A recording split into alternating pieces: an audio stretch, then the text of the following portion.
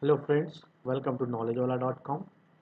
So today I am planning to explain a little bit about JUnit, why JUnit is very important and when we should use JUnit and how to write JUnit in a business perspective.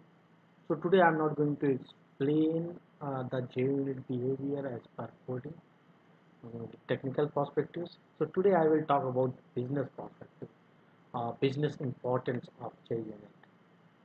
So I will start JUnit. JUnit is an open source and it is developed under the junit.org. So you can download any JUnit from this website.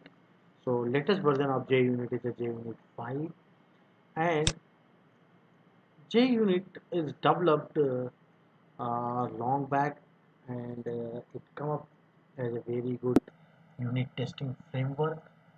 And I think most of the Java projects, almost 90% Java project, they are using JUnit as a unit testing framework, and they implemented some of unit testing using JUnit.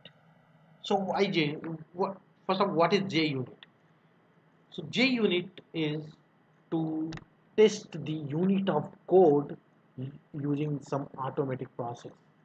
So suppose you have written some kind of method, some business logic in which you are uh, doing summation of two amounts, and then you are expecting some some third amount, and then again you are dividing by $100, and then again you are doing some multiplications of $50. So there is a business logic is there behind to calculate the some amount. So what you can do for that particular piece, so for this particular unit of code, you can write a JUnit.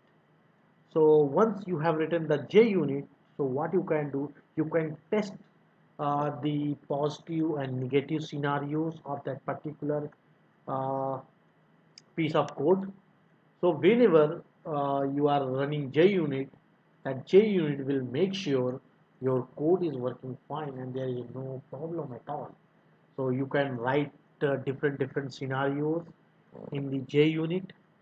So maybe you can write some kind of negative scenario, some kind of zero value scenario, and some kind of positive scenarios.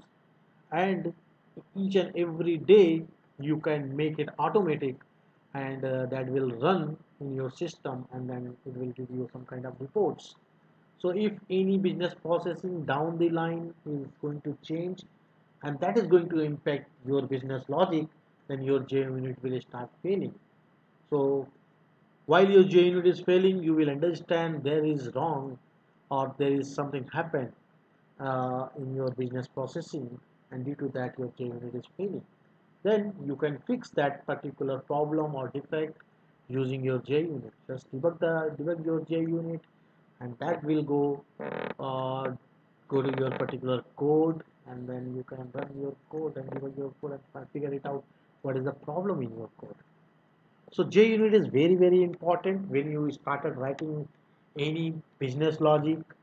So you can test your unit test, and that will be very useful. So when we should start writing JUnit basically in the development environment. So maybe you have seen most of the project they started writing JUnit once they completed their development. So that is not a correct approach actually.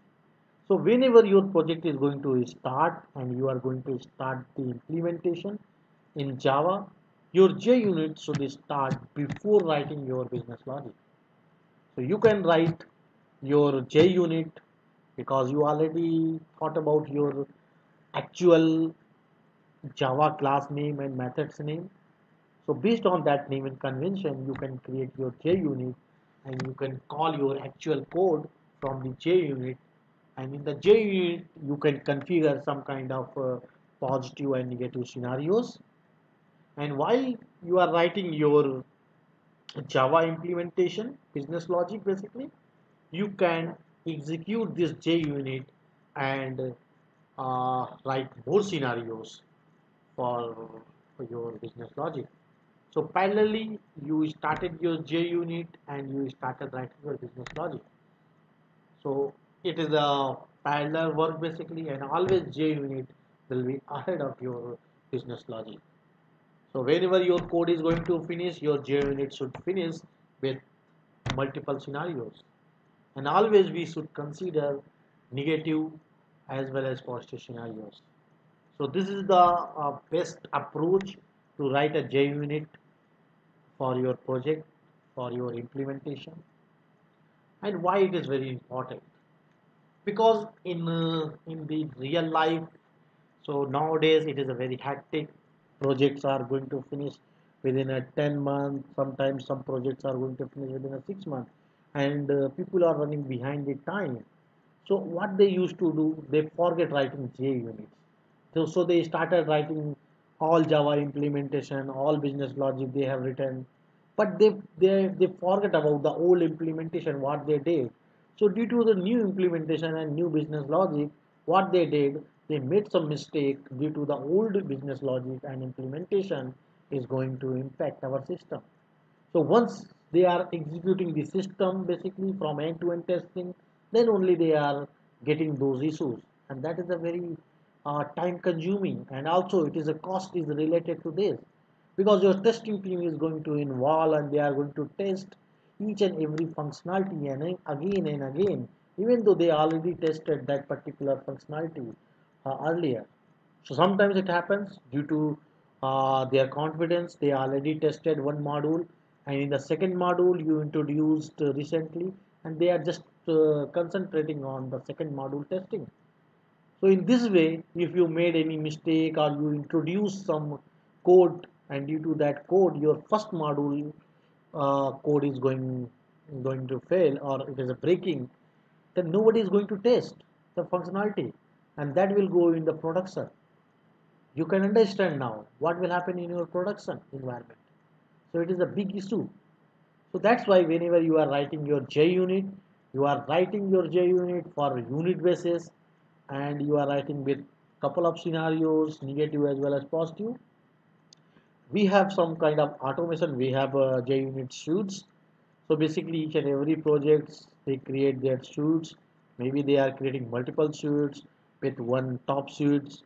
So based on functionality, they can create multiple suites, and every day they can automate it. Basically, they can automate this testing suites, and every day automatically it will execute, and it will give you the result of those test cases, whatever you have written. Maybe you have written before 1 year. Okay, all those test cases will execute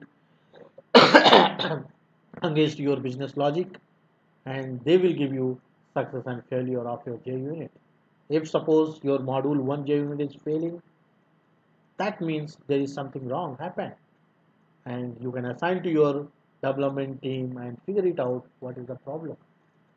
So J unit is very important and very a very useful feature, which is neglected from many project team, which is not a good sign. So as I explained to you, JUnit is very important for your production. Before production, you have to run all the JUnit, so you can check all the functionalities internally. So JUnit is not for automatic testing basically. JUnit is there to run all your internal Java code.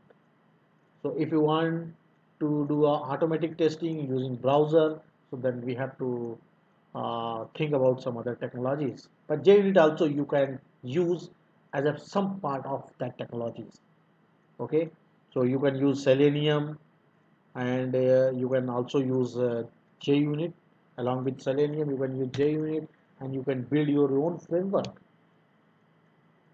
So JUnit is very important, and it is the best thing is it is open source, and there's a lot of tutorials available in YouTube, so you can go through any tutorial, and it is a simple core Java, so you can learn JUnit very easily and quickly. Okay, thanks a lot for the time being. So maybe in next tutorial I will come up with some sample JUnit test cases, and how to run those JUnit test cases I will explain in my next tutorial. Thanks a lot. Have a nice day. Please provide your valuable feedback so we can improve our tutorials. Thanks a lot. Have a nice day.